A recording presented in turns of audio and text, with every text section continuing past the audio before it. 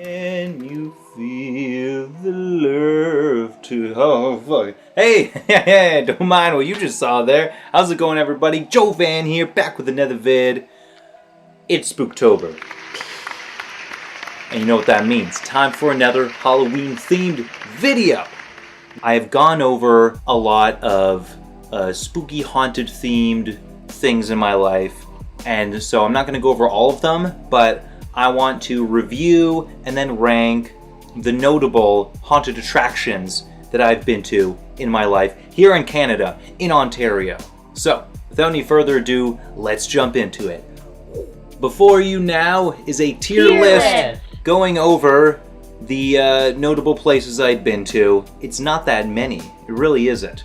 You have Halloween Haunt, the Sudbury's Dynamic Earth, Tunnel of Terror, I believe it's called, a random house, then the Casa Loma Legends of Horror, and then we have Coburg's Phantom Farms, finishing things off with a place that I've not been to, but I'm going to review it based on the available information, and I might actually go to it after I've made this video, because I'm making this well in advance, and that is the Hell Train. These guys look exciting. Let's go over what we got. So let's start things off. First one is Canada's Wonderland's Halloween Haunt. When looking up Halloween Haunt, I was not necessarily surprised, but I didn't know until looking it up that theme, Halloween Haunt, I don't know if they're going to call it a trademark or what, but it's being used at all of the major amusement parks across America. So, you know, the one in Vaughan, Ontario is not particularly special, but that's the only one that I've been to. So, slogan being, fear is waiting for you, at least for 2023. Halloween Haunt is just basically employees made to dress up, walk around the park, and harass you a little bit. It's not because they want to, it's because they're being paid to. So, you can't necessarily blame them entirely, but that's less scary and more so annoying.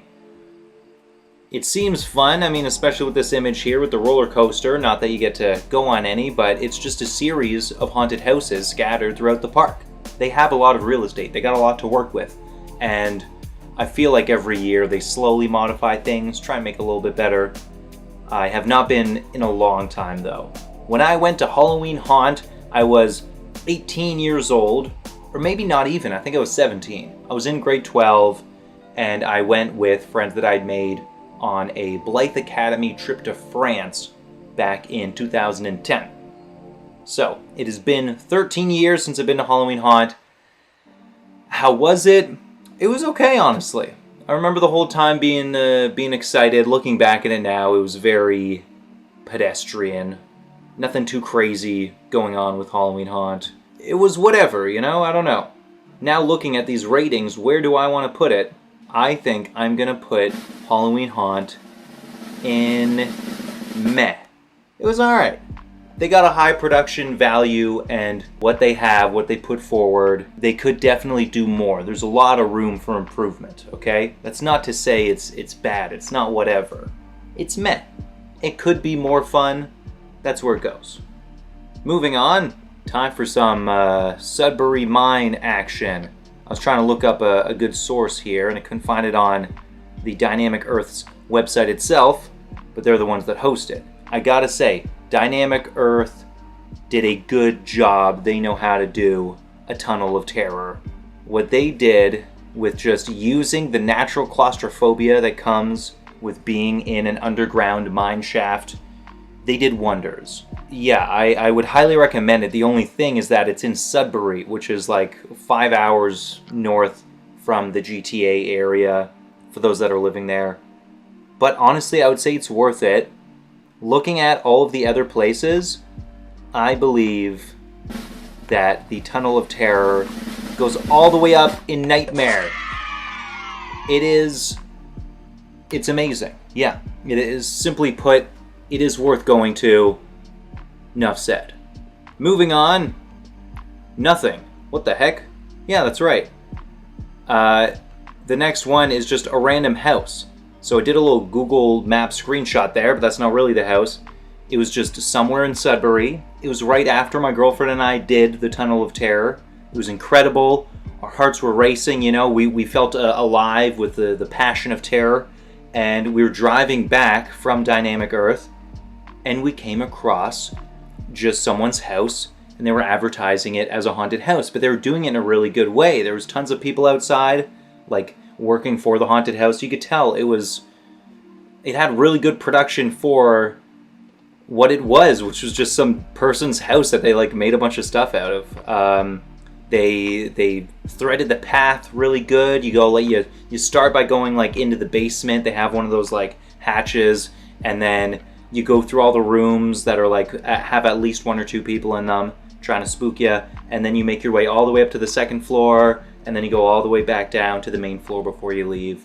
And it was incredible. It was definitely something that I feel like I would really, really want to do, but ultimately not do if I owned a house, is make the ultimate haunted house.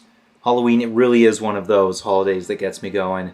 I've always loved it. When I was a kid, I tried to make a haunted house in my basement, but it was very poorly made. The production value was wacky.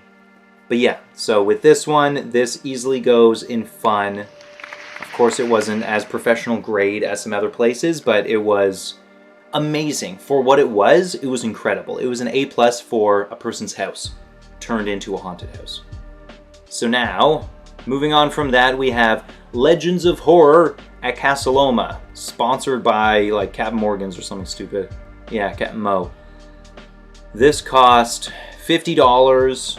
It was a 1-hour experience, and I'm trying to think if it really was 1 hour. No, I think it was 40 minutes, and we were walking slow, because it's a self-guided tour. You just kind of walk through the facilities. There's some people, there's a lot of animatronics, but is all of that worth a $50 admission? Unfortunately, I'm going to have to say no. And again, while the employees did a great job with what they were doing, I think ultimately Casa Loma, their price tag is atrocious. And for that reason, just to use every tab we have here, I'm going to put it in the whatever. Like, I would not recommend going just because of how expensive it is. It is not worth the price of admission at all. It goes below Halloween Haunt, which I feel like has a lot of room to grow, but Halloween Haunt costs less. It's like $35, I'm pretty sure, and there's way more things. You can spend several hours at Halloween Haunt. So yeah, Casa Loma, unfortunately, you are the loser of this category. So moving on from that one, there's no official site for this, but here's the Facebook page for Phantom Farm. Phantom Farm is absolutely incredible. It is 2 haunted spots in one. There is the farm itself, and then there's also the woods. And my God, all I can say is that it is so much fun. It is so terrifying. They have so many employees. Like, the place is full. And it might have just been a thing where I think I may have gone day 1, or at least the first weekend. And so there's a lot of excitement in the air. There's a lot of energy, both with all of the other, like, recipients of the horror, like myself, and also with the employees.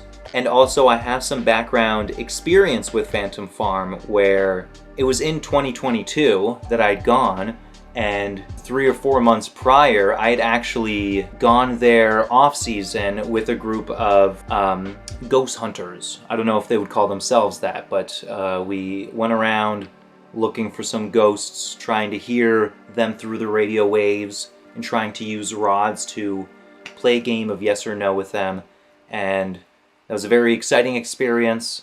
And I would actually be very interested to do it again. I haven't reached out to them since, but yeah. And then going here and actually seeing all of the stuff that the homeowners / business owners put into the place, it was incredible, and absolutely I recommend going here. It's similar to Sudbury, where the only con is that it's so far away. It's in Coburg,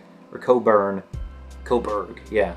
So it's a drive and a half. It's about 2 hours, not as far as Sudbury. It was barrels of fun, and so that does make me want to put it in the fun section, but they also did a really, really good job at spooking us.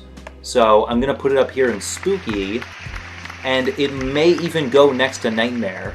The only thing is, Nightmare is like where it's so good that it's like not even fun anymore. Like, it's actually just terrifying. So for that reason, Phantom Farm goes in spooky.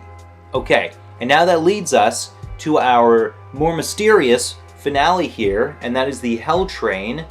And it's because I haven't gone on the Hell Train, so like I don't know what this is or what to expect.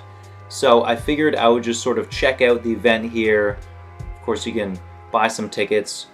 I'm pretty sure it's like expensive. Yeah, this one is like I really don't think I would want to go because I believe it's almost $100, $80. Yeah, and I guess that insane price is because you're just on a moving train while they conduct their haunted house experience and you kind of go through it. So the price seems outrageous, but then at the same time, maybe it's worth it. I don't know. How much does it cost to get scared? $80 seems way too high. That's my own personal opinion.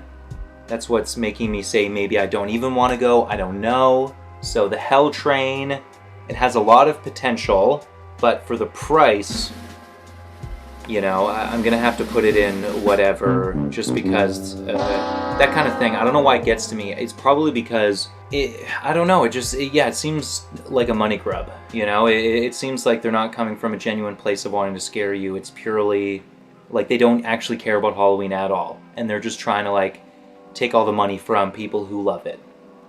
I feel like a good analogy for this is like Disney movies. The animated ones, you could tell that care was put into those movies. The people making those movies actually wanted to say something with that movie. They were expressing their own creativity. And then with the live action remakes that have now since come out 10, 20 years later, whatever, they all feel like it's not made by people who are trying to tell a genuine story and are passionate about doing it. It feels like a purely corporate, we're only making this for the people who love it. And that's what the price of like, yeah, the Hell Train there and the Legends of Horror feel like. It feels like it's not being made by people who love Halloween. It's being made for people who love Halloween and basically just taking as much money as they can from those suckers, I'm imagining these corporate people are saying. But you guys let me know if I'm completely out of line with my thinking here. But either way, that is my list. I hope you guys enjoyed checking it out. And I hope you have an amazing Halloween. I'm excited as ever. As recording this now, it is not even October, so I'm looking forward to all the scary movies I'm gonna watch. I'm looking forward to all of the other places I'll either revisit, like maybe I'll go back to Halloween Haunt.